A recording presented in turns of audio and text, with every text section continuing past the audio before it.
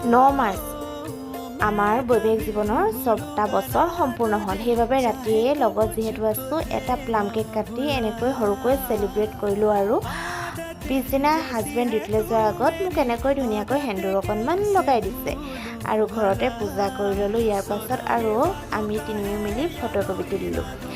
আৰু এয়া কুঁহিও গৈছিলে কালি এফালে দেউতাকৰ লগত। দেউতাকে একেবাৰতে ডিউটিলৈ বুলি ওলাই লৈছিলে। ইয়াৰ পাছত কুঁহিক আকৌ থৈ গ'ল।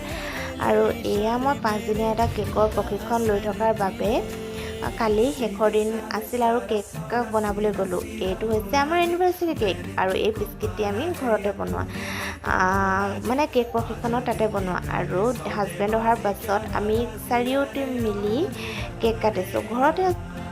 ঘৰতে আচলতে সৰুকৈ এনেকৈ চেলিব্ৰেট কৰিলোঁ আৰু বিশেষ একো কৰা হোৱা নাছিল। কালি যিহেতু সোমবাৰ আমি বিশেষ একো মানে খাব নোৱাৰিলোঁ।